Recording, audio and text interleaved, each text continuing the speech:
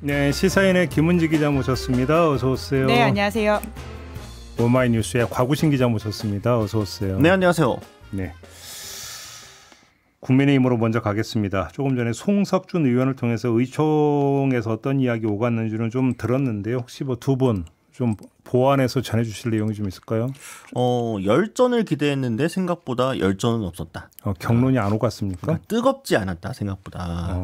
그러니까 보통 이제 그 오전에 이제 각자 스피커들이 시사 라디오 쭉 돌면서 얘기했던 부분도 그리고 계속해서 이야기 나왔던 부분들은 친윤계와 친한계 사이 계파 갈등이 좀 심하게 불거지고 있기 때문에 이날 의원총회도 상당히 좀 거칠게 진행되지 않을까라는 이제 이야기가 나왔었는데 막상 뚜껑을 열어 보니까 뭔가 이게 뭔가 지리멸렬한 분위기, 지지부진한 생으로 5시간 마라톤 했지만 막 대놓고 막 날 세워서 막 고성이 오가고 막 누가 박차가 나가고 막 이런 분위기는 아니었다. 전문 용어로 이제 싱거웠다. 네, 그러니까 왜 그랬냐 보게 되면은 김용태 위원장이 외로웠다. 양쪽에서 욕 다 먹었다는 얘기입니까? 그러니까 김용태 비대위원장이 어쨌든 원래 친윤계가 좀 밀어가지고 비대위원장을 한 거긴 하지만 지금 구도 속에서는 전당대회 시기나 본인 거치나 보게 되면 조금 더 친한계 쪽에서 조금 김용태 위원장의 요거를 좀 살려주려는 분위기였던 거잖아요. 근데 막상 의원총회 때 김용태 위원장의 편을 들어줬던 공개 발언한 의원들이 별로 없었다. 라고 한다는 거는 이게 뭔가 역시 친한계는 상당히 좀 정치적으로 잔대가리 굴리고 있다. 이런 좀 느낌이 좀 들고 잔머리. 죄송합니다. 잔머리를. 네. 뭔가 정략적인 판단, 정무적 판단을 하고 있는 것으로 보이고 순화하겠습니다. 친윤계는 원래 의도대로 쭉 밀고 나간 상황이기 때문에 김용태 위원장이 버틸 만한 힘이 별로 없다. 그러니까 어제 박형수 원내수석부 대표가 이제 브리핑을 했을 때 얘기는 뭐냐면은 본인이 그만두든가 중간에 아니면 30일까지 임기를 하든가 밖에 없다라는 뉘앙스로 이야기를 했거든요. 뭔가 그가 말한 브리핑한 옵션에는 임기 연장에 관한 이야기가 빠져 있었습니다. 그리고 오늘 추가로 더 논의를 하긴 하겠지만 김용태 위원장의 의지와 관계없이 뭔가 반전 카드가 없다면 버티기가 쉽지 않겠다. 이런 이야기였습니다. 6월 30일로 땡이다? 30일로 땡할 가능성이 좀 높아졌다. 그러면 이제 그 16일에 선출되는 새 원내대표가 대표 권한 대행을 겸한다? 하면서 이제 그냥 관리하면서 전당대회까지 여는 것으로 준비하는 것으로 가지 않을까. 분위기는 그렇게 흘러가고 있다? 일단 어제는 그렇습니다. 김문지 기자는 어떻게 파악하고 계세요? 그러니까 이게 싸울 힘이라고 하는 것도 에너지가 있어야지 가능하지 않겠습니까? 물론이죠. 말씀은 곽우신 기자의 이야기처럼 그러니까 그 에너지가 어떤 절정으로 치달아야지 사실 과거에 그 계엄 직후에는 물병을 던지면서 고성을 이렇게 지르고 이랬던 국민의힘의 모습이라고 하는 것도 권력을 가지고 있고 에너지가 있었던 상황에서의 모습이라고 볼 수 있는 건데요. 지금 이제 패배한 정당이기 때문에 이제 그럴 에너지조차도 없는 상황이다. 다만 지난 대선 결과가 41%라고 하는 이제 젖잘살의 어떤 상황을 만들 수 있는 혹은 뭐 자의적 해석을 할 수 있는 상황이기 때문에 그에 대한 애매한 에너지들이 남아 있어서 지금과 같은 모습을 보이는 것 같은데요. 특히나 이제 김용태 비대위원장이 어떤 명분을 가지고 있는 건 분명하거든요. 이제 다만 이 사퇴 시점이라고 하는 것을 바꿀 만큼의 대단한 명분과 어떤 상황이냐라고 하는 것에 대해서 좀 죄송합니다. 애매한 게 있는 것 같고요. 이제 그러다 보니까 어제 대선 패배 후에 비상대책위원직에서 사퇴했던 최보현 의원이 김 위원장 향해서 내가 옳으니 나를 따르라라고 하는 태도도 민주주의를 말할 자격이 없고 독재로 가는 거다. 뭐 이런 식의 이야기를 했다고 알려져 있습니다.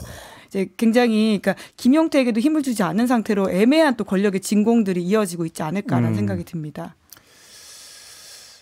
그렇군요. 그러면 중간 정리를 하면 김용태 비대위원장은 시한부다. 애초에 사실 시한부로 시작했던 물론 그렇긴 한데 본인이 어떤 하죠. 연장을 모색하는 것 같으니까. 그러니까 전당원 투표를 던졌던 건데 그러니까 그 의원들이 안 받아주다 보니까 전당원 투표가 실시될 가능성 거의 없다고 보십니까? 그렇죠. 이게 그러니까 원래 상임정국에서 했던 거를 전당원 투표를 통해서 약간 뒤집겠다라는 건데 그러니까 기본적으로 원래 당원 당규에 따라 가지고 연장할 수 있는 그 루트로 가게 되면은 가능성이 워낙 희박하다 보니까 또 김용태 위원장 같은 경우 조금 승부수를 일종의 던져본 것 같았는데 생각보다 당내 호응이 너무 없어가지고. 그러면 정리하면 어제 의총장의 성격은 친한대 친윤의 그 대결장이 아니라 김용태 신임 여부를 재는 자리였다. 이렇게 되는 거네요. 그쪽에 좀 가능성이 있습니다. 정리를 하면. 네. 그러면 아무튼 그럼에도 불구하고 그러니까 전대는 8월이나 9월 중으로 열리는 걸로 가닥이 잡혔다고 봐도 되나요? 지금 전당대회를 미루자라는 분위기가 없는 건 아닌데, 그러니까 이게 지금 이것도 제가 언론에서는 친윤 대 친한의 어떤 개파 갈등으로 많이 해석을 실제로 그런 양상이 있는 것도 맞는데 사실 좀 조금 세부적으로 디테일하게 현미경으로 보게 되면은 같은 개파 안에서도 이해관계가 좀 많이 다른 편이거든요. 그러니까 친한이라고 다 지금 빨리 조기 전당대회 하자는 것도 아니고 친윤이라고 무조건 다 우리 비례 연장해가지고 혁신형으로 가자 이런 것도 아니기 때문에 되게 이게 이 톱니바퀴들이 복잡하게 맞물려 있습니다. 그래서 일단 대체적인 여론은 전당대회를 좀 더 빨리 하는 게 낫지 않겠느냐라는 게 이제 다수 여론이긴 한데 이게 좀 명확하게 이거다 저거다 모두가 막 목소리 높여가지고 주장하고 있는 상황은 아니어가지고 결국 그렇게 하면 키는 역시 차기 원내대표가 진다 이렇게 봐야 되겠네요. 결국 그것 그죠? 때문에 지금 시간을 끌고 있는 것 같다는 생각이 들긴 합니다. 그렇게 봐야겠네요. 근데 차기 원내는 그래서 누가 나온대요? 지금 진짜 그러니까 보통 원내대표 선거가 워낙 어려운 선거기도 한데 지금 같은 경우에 후보군 자체가 명확히 잡히지 않아가지고 그러니까 굉장히 간보고 있는 사람들만 많다라는 아니 얘기가 나오고 16일이면 있습니다. 6일밖에 안 남았는데. 그렇죠. 일주일밖에 안 남았고 근데 보통 이쯤 되면 벌써 누구 후보군 하마평 나오고 그 후보군들이 이제 의원들 만나고 이제 다니고 밥 먹자고 막 모임 열심히 다니고 뭐 기자들한테도 연락도 하고 뭐 이런 좀 뭔가 분위기가 올라야 되는데 잠잠하고 계속 물밑에서만 이루어지고 있더라고요. 아니 근데 입장 바꿔서 누가 저보고 하라고 하면 더 안 할 것 같거든요. 아니 예를 들어서 말 그대로 엄청나게 무력감만 지금 계속 겪게 될 가능성이 높잖아요. 그렇죠. 그 이전에 여당일 때는 대통령 거부권이라도 있었지만 이제는 아무것도 없잖아요. 그렇죠. 그러니까 안 그래도 상대적 소수당인 상황에서 그래나마 여당 원내대표라고 할 때 이제 정부가 있으니까 뭔가 바터가 됐을 텐데 소수 야당 원내대표는 정말로 뭔가 내주고 거래할 게 없습니다. 특히나 민주당에서 이제 강하게 개혁 드라이브를 걸면서 쭉 이제 치고 올라올 텐데 뭘로 지금 거래하고 말고 그게 한마디로 맨날 양보하고 깨지고 그러면은 원내대표가 깨지고 그 의원총회 가잖아요. 그럼 거기서 또 깨져. 의원총회에서 또 의원들이 막 성토하고 욕만 먹고 생명만 연장되고 이 자리인 거잖아요. 쉽게 하면 독립국되기 딱 10상이잖아요. 그러다 보니까 명확하게 이번 원내대표가 매력적이지 않아서 확 나오는 후보가 없는 것도 맞고 근데 네. 또 이 앞으로 당을 이끌면서 이 상대당과 이제 거래하는 상황이 어려운 것도 맞지만 반대로 아까 말씀드린 것처럼 뭐 지난주에 얘기했지만 차기 이제 전당대회 관리하고 개최하는 여부라든가 개파의 어떤 이득이라든가 당내 기득권 유지 이런 관점에서는 또 원내대표 자리가 중요하단 말이죠. 근데 저는 그래서 이걸 봤어요. 그러면 이번에 국민의힘이 차기 원내대표의 메리트가 뭘까를 해서 이제 내년 6월 되면은 이제 그 국회 후반기 원구성을 새로 해야 되거든요. 그렇죠. 그래서 이 자리 배분의 어떤 이런 특권이라도 행사할 거 있는데 가만히 생각하면 이게 되게 묘한 거예요. 오히려 차차기 원내대표가 그걸 할 가능성이 더 높은 거잖아. 오히려 그렇죠. 시점상 놓고 보면 그러면 이번에 선출되는 원내대표는 할 게 아무것도 없어. 욕만 바가지로 먹어야 될 가능성이.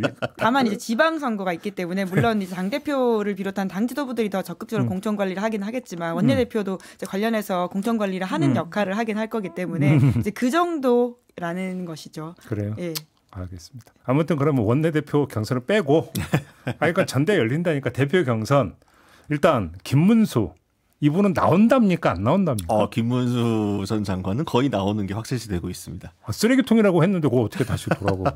그 쓰레기통을 내가 분리수거하겠다, 정리하겠다, 재활용하겠다 이렇게 나가면 되지 않겠습니까? 논리가 그렇게 갑니까? 그렇죠. 본인이 개혁하겠다, 여기 정리하겠다. 왜냐하면 그러지 않고서는 물론 이제 당연히 당사자들은 아니라고 하지만 공동선대위원장 했던 인사들 만나면서 두루두루 뭐 얘기하는 것도 있고 지금 저희도 전에 한번 말씀드렸지만 이 카카오톡 단체 공보 채팅방을 안 없애고 그대로 유지하네. 이거 너무 강력한 시그널이거든요. 그러니까 김문수 전 장관이 이렇게 대선 후보로 당의 중앙으로 복귀한 게 너무 오랜만에 온 기회이고 다시 없을 기회입니다. 이 기회에 그냥 그대로 밀려난다? 있을 수가 없죠. 그리고 지난번 방송 때도 이게 좀 애매한 패배였다라고 제가 말씀드렸는데 40%를 넘어서게 된 요거가 김문수 전 장관이 나 대선 후보수 이만큼 선전했는데 나 좀 더 버틸만 하겠는데라는 이게 또 상징적인 게 되어버린 거죠. 거기다가 이제 여의도 은어로 선거뽕도 그럼요. 맞았고 예. 그죠. 막 태극기 흔드시는 분들이 얼마나 또 지지해 주셨습니까? 굉장한 인지도를 올리는 경험이기 때문에 이게 사실 이제 쉽게 물러나기 어렵다. 이게 보통의 정치 문법으로 봤을 때도 이제 바뀐 정치 문법으로 봤을 때는 김문수 전 장관은 나온다라고 보는 게 맞는 것 같습니다. 왜냐하면 아까 가구신 기자가 잘 설명해 주셨던 것처럼 그 단체 그 공보방이라고 하는 카카오톡방을 아직도 유지하고 있는데요. 거기를 종종 이용하고 있거든요. 그러니까 지금 6월 6일에도 현충원 관련해가지고 참배를 비공개로 한다라고 했는데 비공개한다는 사실을 기자 몇백 명이 있는 방에다 공개적으로 올렸습니다. 이제 그것 자체가 사실은 모양새만 비공개라고 하는 것이지 사실은 공개 행보를 한다라는 뜻이거든요. 그러니까 정말 대선 패배한 지 며칠도 지나지 않는 그 후보가 나와가지고는 심지어는 현충원에 공개적으로 나왔다라고 하는 것은 보여주는 게 명확하다고 생각하고요. 이거저거 떠나서 턱걸이 또 했죠.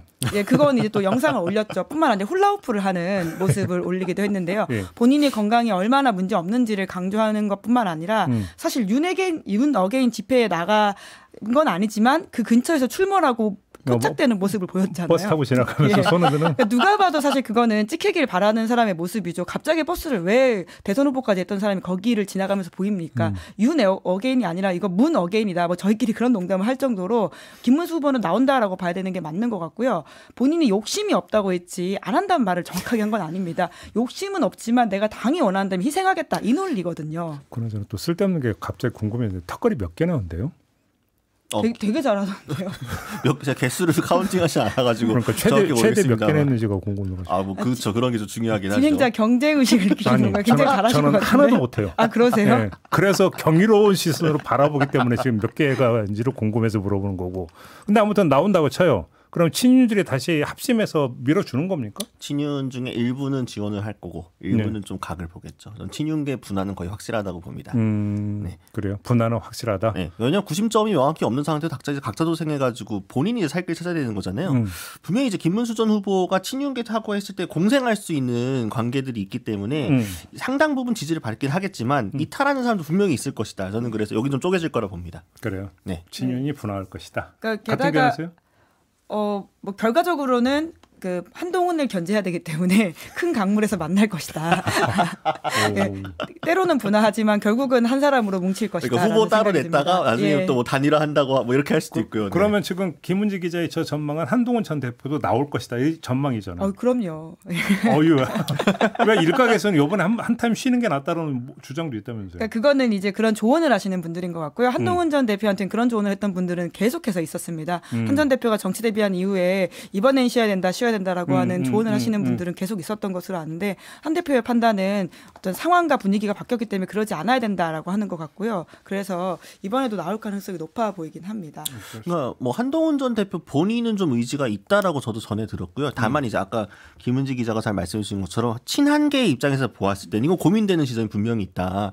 굳이 꼭 이번 전당대를 또 한동훈 전 대표가 직접 나서서 치를 필요가 있겠느냐. 그러니까 이번에는 친한계에서 다른 좀 대지 주자가 나서갖고 띄우고 한동훈 대표는 다음 판에 노리 낫지 않겠냐라는 의견도 분명히 있습니다. 그래서 이게 교통정리가 좀 안 되고 있기는 한데 본인 당사자가 조금 더 출마 쪽에 기울어 있기 때문에 가능성을 보자면 등판 가능성이 좀 더 높다. 그러면 나왔다고 쳐요. 당선 가능성은 어떻게 보세요? 그러니까 사실 대리인을 내세워도 지금 이기기 어려운 상황이거든요. 그러니까 당사자가 나가도 사실 이긴다라고 보기 어려운 상황입니다. 저번에 대선 후보 경선에 43%였죠. 그렇죠. 네, 심지어 당원에선 지더라도 여론조사에선 이길 거다라고 하는 전망들이 있었는데 둘 다 졌습니다. 뿐만 아니라 지금 룰 세팅을 볼 경우에는 당원 100% 물론 어떻게 바뀔지 모르겠지만 그런 걸 염두에 둔다면 사실 한동훈 전 대표한테 유리한 상황이 전혀 아닌데 심지어는 한 전 대표의 대리인 그리고 지금 우리가 생각했을 때 친한계라고 했을 때 굉장하게 딱 떠오르는 아이코닉한 인물은 없잖아요. 그런 것만 보더라도 다선의 조경태. 네.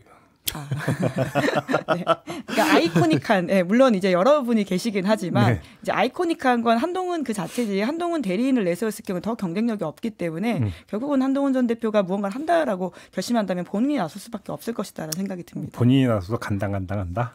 지금으로서는 쉽지 않아 보입니다. 특히나 이제 김문수 후보가 41%의 체력을 만들었기 때문에 물론 본인이 100% 만든 건 아니지만 결과적으로는 그렇게 된 지점들이 있거든요. 근데 아마 한동훈 전 대표 입장에서는 내가 대선 후보 경선에도 43% 득표를 했는데 그러니까 친윤이 지금 일심동체로 지원할 게 아니라 거기서 일부가 떨어져 나간다라면 해볼 만하다 이런 식으로 계산할 수도 있는 거죠. 그렇죠. 그런 계산법이 분명히 있을 겁니다. 그러니까 지금 한동훈 전 대표 입장에서 그렇고 김문수 전 후보 입장에서도 그렇고 다 지금 그러니까 긍정적인 요소도 있고 부정적인 요소가 혼재되어 있기 때문에 이제 계산기가 복잡해지는 건데요. 그러니까 한동훈 전 대표 같은 경우는 이미 김문수 전 후보하고 경선에서 붙었는데 패배한 거잖아요. 근데 심지어 이번에 그 대선 후보가 아니라 당 대표라 하게 되면은 더 불리한 룰에서 싸야 됩니다. 그렇기 때문에 이게 쉽지 않다라는 게 하나가 있고 두 번째로는 한동훈 전 대표가 압도적으로 당선됐던 그 전당대회를 복귀해 보면은 윤석열 전 대통령의 그 워낙 좀 막 헛짓거리를 많이 하니까 이 당 입장에서도 이건 안 되겠어라는 분위기가 끌어올라졌기 때문에 그 기세를 타고 됐거든요. 근데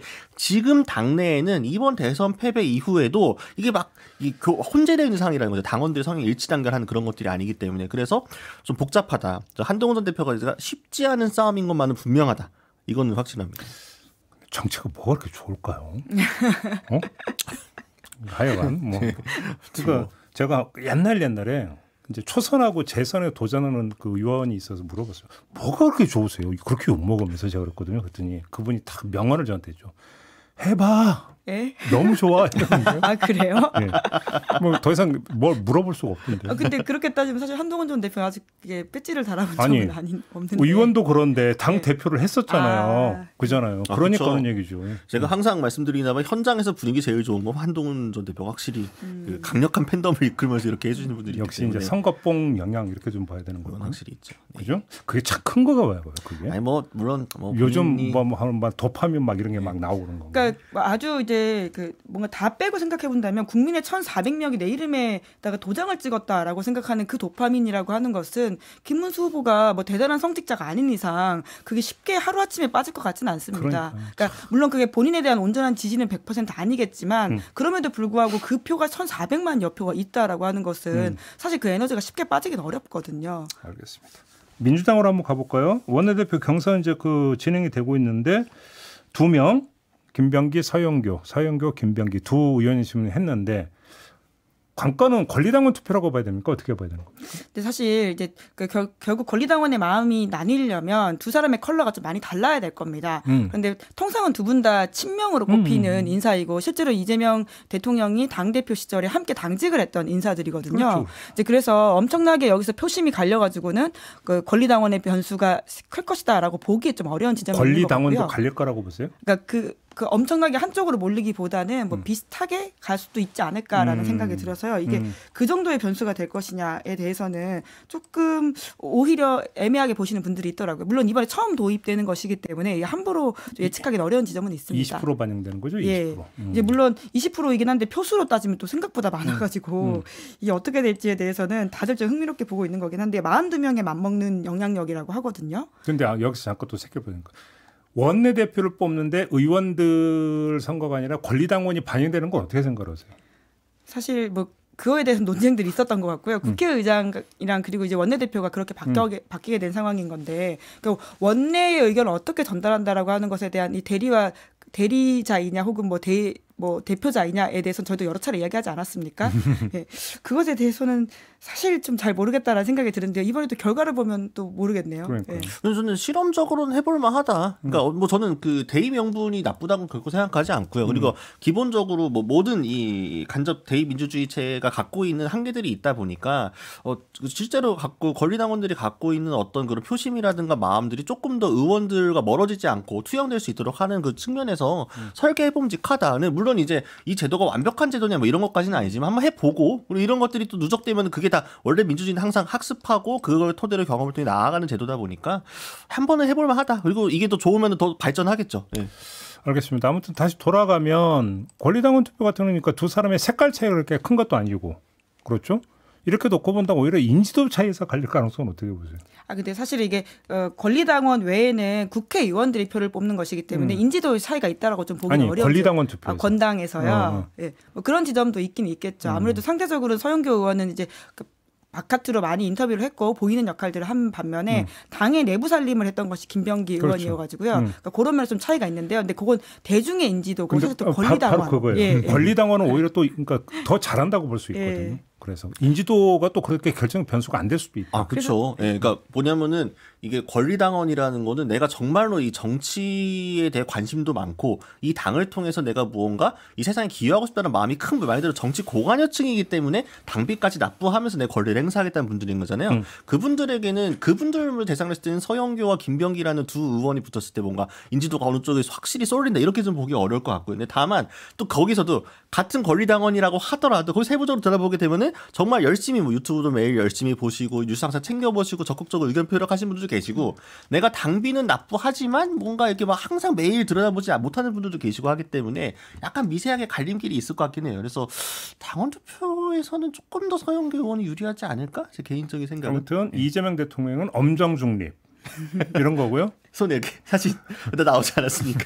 예, 어제 뭐 이렇게 나온 보도들을 보니까 이제 갔다 왔던 이제 의원들이 전해준 말인 것 같은데요. 이제 덕담하지 않습니까? 당선되시라고 거기에 대해서 이제 누군가에겐 반드시란 단어를 썼고 누군가에겐 반드시란 단어를 안 썼더니 바로 지적이 들어오면서 그 단어 안 쓰셨으니까 유의하셔야 된다라는 말을 할 정도였다라고 합니다. 굉장히 예민한 상황이긴 한데 사실 근데 권리당원 투표라고 하는 게 소위 말하는 이제 뭐 지금은 이제 비명 친명이라고 하는 게 좀 어려운 지점들이 있겠지만 비땡 뭐 친땡 이렇게 당권이 나누어져 있을 때 당권 주자들이 그때 굉장히 영향력을 발휘하는 것이지 지금은 그게 컬러가 그렇게 다르지 않아서 큰 영향을 미치기 어려워 보인다라는 결론은 생각이 이렇게 내리겠습니다. 귀신도 모른다. 그렇게 결론을 내리는 걸로 하고. 원대 선거는 항상 그렇죠. 제일 어려운 선거입니다. 원대 말고 대표 경선도 정청래 대 박찬대, 박찬대 대 정청래 그 두 사람의 대결 구도로 가는 겁니까? 아니면 또 다른 사람이 나올 수도 있는 겁니까? 어떻게 전망은 어떤 전망이 나오고 있나요? 지금으로선 두 사람의 대결 구도가 커 보이고요. 만약에 제3의 인물이 나온다고 하더라도 그 제3의 인물은 이 대결 구도를 흔들 만큼의 큰 영향력 있는 인물은 아닐 것이다라는 생각이 듭니다. 근데 역시 이거 원대 경선하고 구도가 똑같은 거 아니에요? 대표 경선도? 그렇죠. 네. 그죠? 큰 틀에서 보면 이제 그런 게 큽니다. 결국 대표 경선도 그렇고 원내대표 경선도 그렇고 이른바 친명 간의 대결이다. 색깔 차이가 별로 없다. 그러면 좌우할 결정적 변수가 뭐라고 봐야 되는 겁니까? 누가 더 지금 그러니까 앞으로 이제 이재명 정부가 출범해가지고 이재명 대통령이 이제 여러 가지 그 개혁 과제들이 산재 있는 상황인데 원내에서 그걸 강력하게 서포트를 해줘야 되잖아요. 그러면은 지금 당장 뭐 국민의힘에서 법사위원장 돌려달라 지금 이런 얘기도 하고 있는데 그거 원구성 같은 거 어떻게 할 건지 그리고 앞으로 지금 주요 쟁점 법안들 어떻게 처리할 건지 그러니까 그런 주요 쟁점 법안들 같은 경우에는 이 내란 정치와 관련해서 그 맞물려 있는 개혁 과제들도 있고 뭐 사법법 개혁 같은 과제들도 있고 또 대중을 설득해야 되는 과제들 이런 것들이 있잖아요. 그런 것들을 어떤 우선순위를 두고 하나씩 어떻게 끌고 갈 것인가. 어떤 거는 야당의 반발에도 불구하고 밀어붙일 법안인 건지 또 어떤 법안은 야당과 조금 협의를 해가지고 옵션을 열어주고 좀 이렇게 조정해 나갈 법안인 건지 이런 것들을 가르마를 타주면서 가야 되잖아요. 그래서 어떤 의원들한테는 조금 더 채찍질 해가면서 더 가열차게 해라라고 해야 되고 또 어떤 의원들한테는 조금 이제 워워 하면서 약간 이제 좀 자제를 시켜야 되고 이런 총괄적인 것들을 조율했을 때 누가 더 이재명 대통령을 잘 도와줄 수 있느냐, 이재명 대통령의 국정 초반에 도움이 될 것이냐 이걸 뭐 중점적으로 판단을 하겠죠. 근데 여기서 하나 이제 좀 점검 포인트가 있는데, 자 보통 이제 여권의 쓰리톱이라고 얘기하잖아요. 비서실장, 총리, 당 대표, 여당의 당 대표. 근데 지금 뭐 김민석 총리 지명자가 그대로 총리가 된다고 치고, 그다음에 뭐 비서실장이야 지금 이제 뭐 어차피 임명이 됐고. 예.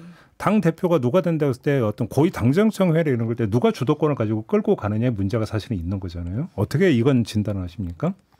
예, 그러다 보니까 명심이 누구한테 더 가까이 있느냐를 가지고 경쟁을 할 가능성이 크다라고 보이는데요. 당대표 선거 같은 경우에도 지금 뭐 여의도에서는 뭐 이재명 대통령의 마음이 이쪽이 좀 더 있다라는 식의 서로의 세일즈 경쟁을 하고 있는 것이 있긴 뭐 있습니다. 서로가 이재명 마케팅 하겠죠. 예, 이제 뭐 물론 이제 상황을 봐야 되긴 하겠지만 결과적으로 아까도 제가 말씀드렸지만 딱 대통령 당선 그 선거가 있는 1년 후에 내년 6월 3일에 지방선거가 있거든요. 이것도 결국 지방선거를 염두에 둔 관리체제라고 해야 될 것이고 거기에 따라서는 좀 더 이제 대통령과 소통이 잘 되는 사람이 나다라고 하는 식의 세일즈를 할 사람이 있을 것으로 보이는데요. 경우에 따라서는 지난 그 전당대회 때 이재명 당시 이제 당대표 후보가 거의 뭐 확정되어 있는 상황에서 수석 최고위원을 김민석 지금 이제 총리 후보자 지명자로 끌어올리는 상황까지도 있지 않았습니까? 그렇죠. 이제 아마 그렇게까지도 상황이 만에 하나 있을 수 있다라는 이야기들이 나오고 있긴 합니다. 근데 여기서 우상호 전 의원을 정무수석으로 임명을 했다요. 이거 무슨 포석이 있다고 보세요? 어떻게 보세요? 실제로 우상호 이제 정무수석 같은 경우에는 여야 관계가 좋기로 유명한 사람이고요. 그걸 염두에 뒀다라고 봐야 될 것 같습니다. 정무수석이 사실 여당보다는 야당에 더 소통을 많이 해야 되는 사람이기도 그렇죠. 하거든요. 물론 그렇긴 하죠. 뭐 굿캅, 배드캅 있어야 되지 않겠습니까? 배드캅 있으면 굿캅도 있어요. 아마 우상호 정무수석이 굿캅 역할을 하지 않을까 싶긴 하거든요. 네. 그러니까 뭐 이제 이재명 대통령이 성공하기 위한 여러 가지 그 조건들이 있을 텐데 그 조건들 중에 하나는 결국에는 그러니까 야당을 압박할 땐 충분히 압박을 하고 그러면서도 뭔가 추구를 만들어 줌으로써 얻어낼 수도 있을 땐 최대한 얻어내야 되고 이런 것들 해야 되는데 어느 한쪽에서 쭉 이렇게 밀어붙이는 그 프레셔를 가한다고 한다면은 좀 열어주는 그 통로는 그럼 정무수석이 역시 가서 좀 대화도 하고 말통하는 사람으로 해야 그래도 안 그래도 워낙 야당에서 뭐만 하면은 뭐 기승전 독재니 뭐니 막 하고 있는 프레임 걸고 있는 상황에서 우상호 수석은 그런 프레임이 안 걸리고 잘 한번 풀어낼 만한 인재라고 했기 때문에 그리고 특히나 워낙 본인이 상징 자본도 있는 사람이고 거기에 이제 그 의원에서 내려올 때도 사실은 좀 나이스하게 내려왔잖아요. 그런 부분들도 꽤 당내에서 고평가됐던 부분들이 있지 않나 싶습니다. 근데 이번에 그 대표 경선을 하는 것만이 아니라 이제 김민석 수석 최고가 그 자리를 내놨기 때문에 그 자리도 지금 보고를 하게 돼 있죠. 전당대회는 이제 다 같이 이제 치러야 되는 것이니까요. 아니요. 그때 최고위원은 다 선출을 안 하고 그러니까 저기 그 비어 있는 대표와 그다음에 그 김민석 그 수석 최고 빠짐으로써 비어 있는 그 자리만 지금 선출하는 걸로 제가 그렇게 들었는데. 그건 한번 확인해 보도록 하겠습니다. 네, 저는 그렇게 들었어요. 예. 그렇게 되면 만약에 그 이제 그 김민석 수석 최고의 자리를 보고를 해서도 누가 나오느냐. 이것도 좀 재미난 포인트거든요, 사실은. 그렇지 않습니까? 사실 거기만이 아니라 뭐 지금 비어 있는 이제 10월에 있을 재보궐 선거에 있어서 꽤 선거구가 커질 수 있다라는 전망들이 있어가지고요. 그와 관련해서도 여러 가지 이야기들이 나오고 있긴 합니다. 네. 누가 들어가냐 거기에. 근데 두 분의 그러니까 오늘 토크의 태도가 국민의힘은 되게 재밌어 하는데 민주당은 별로 재미없는 것 같습니다. 민주당 정권 초기, 그러니까 사실 그 재미라고 표현하면 좀 그런데 당내에서 막 갈등이 거세지고 막 뭔가 싸우고 막 제가 질문 드린 게 바로 그거예요. 네, 그런 부분이 있어야 이제 기사도 나오고 기자들이 관찰도 하고 감시도 하지 않습니까? 기자들이라. 네. 아니 뭐 스무스하게 잘 되면 좋은 거죠. 공적으로 보았을 때, 그래서 공적으로 보았을 때 기사 쓸 거리가 별로 없어 기자들이 오늘 발제 뭐 하지라고 하는 게 사실은 좋은 거죠. 원래 태평성대는 임금님 이름도 모른다고 하잖아요. 사실 국민들이 의원들 이름 하나하나 다 알고 뭐 당내 분란이 어떻고 그거 잘 안 돌아가고 있다는 증거거든요. 근데 뭔가 되겠지 뭐 괜찮네. 약간 이런 정도 느낌이면은 일단 지금 분위기 나쁘지 않다. 이런 거 보면 우리 곽우신 기자 어느 정당 출입 기자죠? 그래서 국민의힘 출입 기자고. 네. 일복이 터지셨군요. 뭐 저는 항상 아침마다 발제 고민 안 하는 건 너무 좋다. 네. 발제할 거 없이 그냥 뉴스가 널려있기 때문에 그냥 죽기만 하면 된다. 거기서 맨날 뭐 거기 싸움박질밖에 안 하니까. 이 안일주의. 정말. 그래서 제가 요새 너무 안이해지지 않았나. 엉덩이가 무거워지지 않아. 조금 더 가열차게 한번 잡아보겠습니다.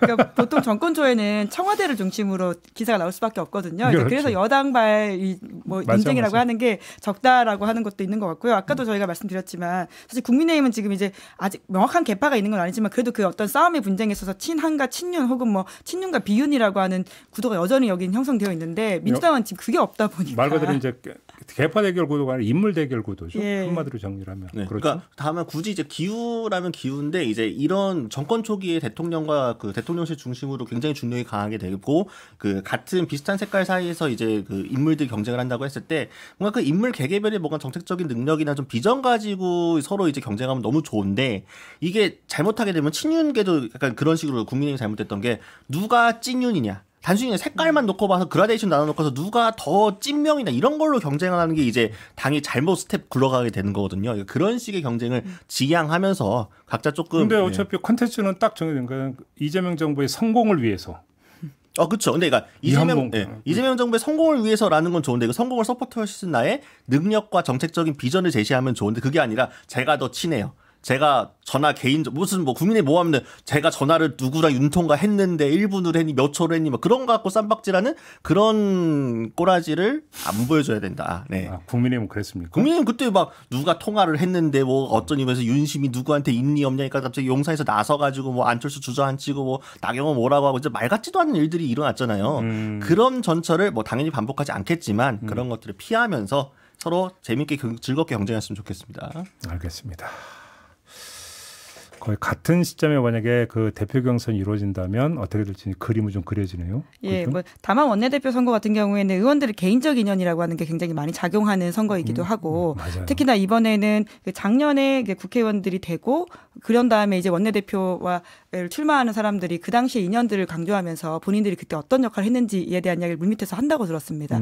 그런 것도 이제 전당대회, 그러니까 당대표를 뽑는 전당대회랑 좀 별도로 물밑에서 작동할 수 있는 변수일 수 있다라는 생각이 들기도 하고요. 그렇죠. 그래서 귀신도 모른다라는 거죠. 그래서.